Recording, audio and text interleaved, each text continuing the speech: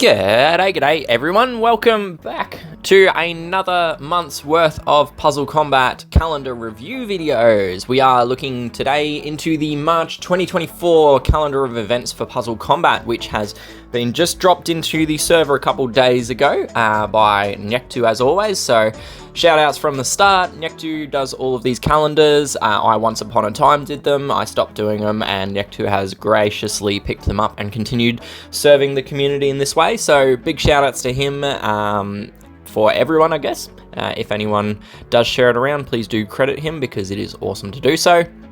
The other aspect of housekeeping is calendars. They are obviously always published to the server, so that's the PuzzleCombat info and community server. It is a community-based server, which does mean that it does appear on most searches if you did PuzzleCombat Discord search, but there is also an invite link in the description of this and pretty much every other of my videos that I've been uploading, so feel free just to jump down there. Free to join, anyone is welcome, and there's a lot more content on this server than just the calendars, although the calendars is a big aspect of it. So yeah, without too much further ado, let's jump into this month's calendar. So while it loads, I'll just do the other big aspect, which is the Hero of the Month. So fortunately, we have a new Hero of the Month being dropped this month in Hex, the Dancing Hawks leader. So really good news, we have got Heroes of the Month in the game until the end of the year, so we've got 10 new Hero of the Months to be coming out. Nektu has seen that in, well, yeah, it's been dropped in, which is really awesome into the APK file, so we should hopefully not see any more repeats for a little bit, even though we are continuing to see our repeat of the Weapon of the Month. So stay tuned for the Hex review video, should come out in the next day or two, and the Weapon of the Month is the Relic Hunter Bargo, which is the only green speed gun in the game. So if ever there was a month when you're going to drop out your saved up weapon loot tickets, this is probably the month, because yeah, the opportunity to get a green speed weapon isn't going to come around for 12 to 24 months again, so very much worth targeting the Relic Hunter Bargo. I personally, I've now got two. For a long time I only had one copy, so I've now got two, and I'm sort of on the fence about whether I'm going to do some more summons. I've still got 80 odd weapon tickets to go from my stockpile, so I just don't know whether I'm going to spend them or not yet. I'll see how we go. I'll take a look at how I actually use the weapons a bit more. But yeah, anyway, into the month of March itself. So as always with these calendars, we do have the rare quests. These are a forecast. They come around once every 10 or so days.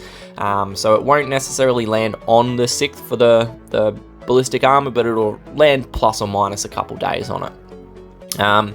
There's also the war effect, so if you do wish to plan out your alliance's war defense shakeups, feel free to do so based off the calendar. And similarly, we've also got the other standard recurring spec ops, such as the emblem ones, as well as zombies and the target practice spec ops come around on a fixed rotation. So in terms of the major events, why is that zooming like that? The major events, we've obviously got to start the month off. We have the Jungle Showdown, which has seen the addition of Jade as a brand new hero to the game.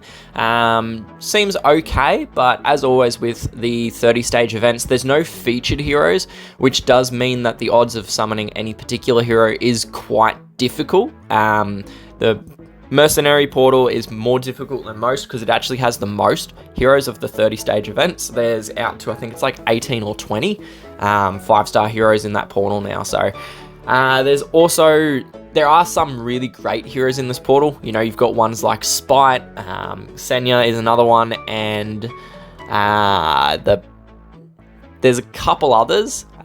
Cruz is also another really good one. I'm pretty sure he's in this portal, but there's not too many. By and large, the portal is filled with average or subpar heroes, so the odds of getting someone really great is probably even lower. So Volpine's another really great hero in this portal, but you know, we're talking 5 out of 20, so 1 in 4 chance that when you do eventually get a 5-star hero, it's going to be someone that's really, really great. So yeah, if you're looking for an opportunity to possibly budget your summons out and save some, the Jungle Showdown is one option that I'd probably look at moving on from, or Mercenary Event.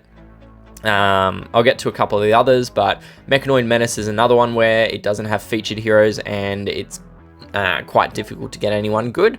And Manor of Legends for this month is another portal where you can probably give it a miss without any penalty. So on that note, Manor of Legends is up next after the Jungle Showdown or the Mercenary Event. So it looks like Nectu is forecasting that we'll get Yalani and June as the two featured heroes.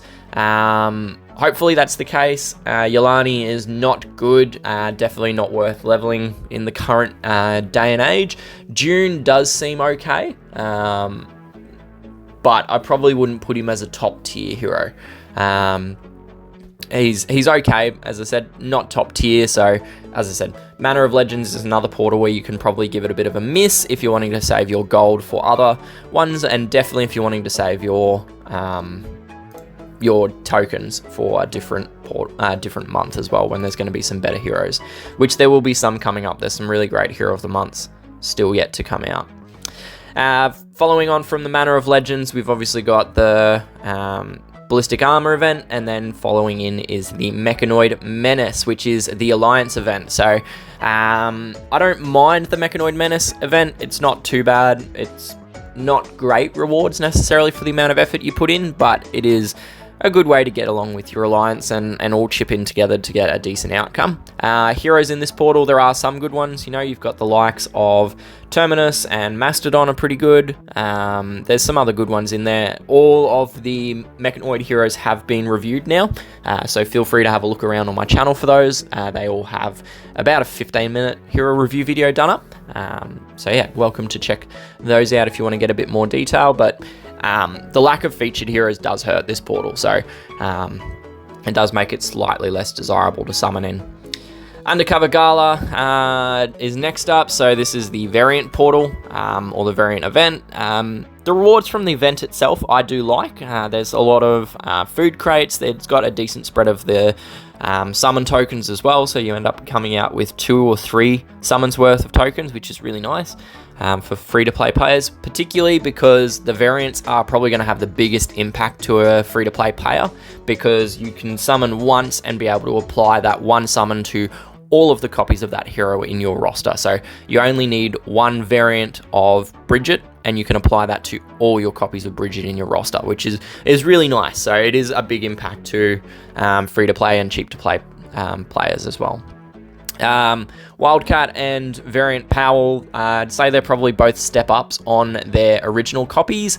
I wouldn't say that either of them are fantastic. Variant Powell seems to be fairly prevalent on defense teams as an alternative green tank, but I don't rate him too highly, I don't think. He's probably, you know, a B-ish tier hero, and Wildcat Variant is probably low B tier, maybe C tier, if we're talking rough grading.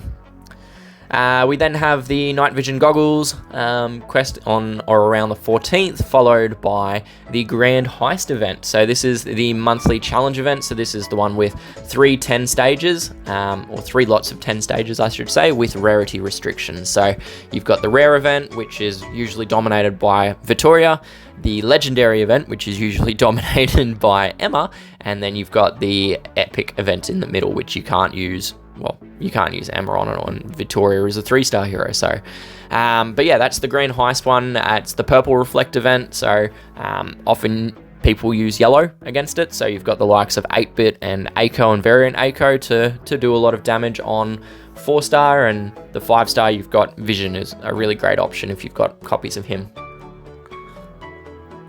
But yeah, so Purple Reflect, good heroes. That have stayed reasonably relevant in the scheme of things. So you've got Ramhorn, who's got a lot of uses against the current wave of minion heroes like Pulse and such. You've got Pantera is there. Pantera is really good against a Yuumi because he does a full team dispel without needing to hit everyone on that team. Wolf and Naja are a little bit disappointing. I won't sugarcoat it, but the other guys, Night Owl. Night Owl's really clutch. I love Night Owl.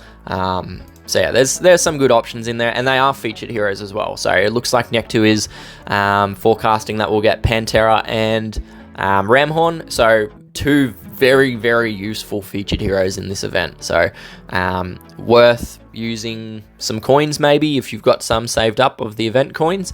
Yeah, so pretty good heroes in that portal.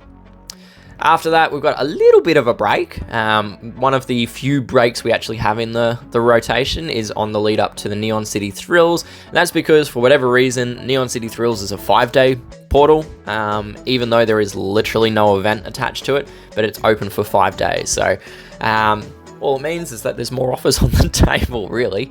But Neon City Thrills is probably one of the better spots to target for your summons. Season 2 does, by and large, have much better summon pool than the other portals. And this month in particular, looks like it's got a pair of really good featured heroes. So you've got Flak, who is an absolute monster, doing damage output, and then you've also got Doodle, who is a very, very good healer. So it's a pairing that it doesn't really matter which of the two featured heroes you get, you are more than capable of leveling them and using them routinely in your attacks, and even on your defense team as well, which is a nice change. So previously we've been getting, you know, a good hero with a really subpar hero. But yeah, so this is also the first month in a long while where there hasn't been a new hero added to the Season 2 portal. So just have to wait and see what the rotation is like going forward, and also going to be interesting to see if there is some sort of farming event that they add to Season 2. So in Empires and Puzzles, for those that aren't aware, once they started releasing the new season, they basically put in an event where the previous season, the world energy requirements were reduced by 3 energy per stage, and they also added in some unique monsters which dropped the Season 2 coins, and then they done it on Season 3, and I think Season 4 and 5 now as well, maybe. I'm not too sure, I've stopped playing Empires and Puzzles. So it'll be interesting to see if they do a similar event on PuzzleCombat, because it will change some of the farming tactics up a little bit, because one of the big killers for farming in Season 2 is the energy cost. It's so much more energy. It's comparable to Veteran on Season 1, and Vet campaign just gives better loot drops. There's more loot rolls for the same amount of energy. So it isn't worthwhile farming in Season 2 for anything other than the avatars. So interesting to see what happens there. Also, will be interesting to see if there is any more, like if there is a Season 3 that's in the works, and how long it takes for that to be released. So we'll just have to wait and see with that front, really. But yeah, there's also the speed holster in the middle there on the 22nd or thereabouts. And then following on to close out the month, we've got the Built for War event, which is the weapon or master weapon portal, an event. I don't like the event. I find it rather tedious. I don't like having to change up my weapons routinely, and I also dislike the fact that it takes so much energy. So it's one of the few events where you actually come out at an energy, a net negative energy output. So you actually get less world energy flasks or energy refills from this event than you actually have to spend on the event. So yeah, unless you're going for the coins, there are some good guns in that portal. So the crit and accuracy guns are absolutely clutch. There's some really great burn and bleed weapons as well in there. But yeah.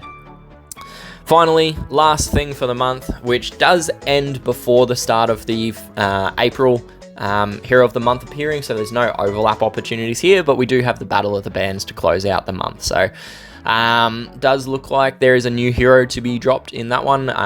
From the looks of things, it's a blue hero with a guitar of some description.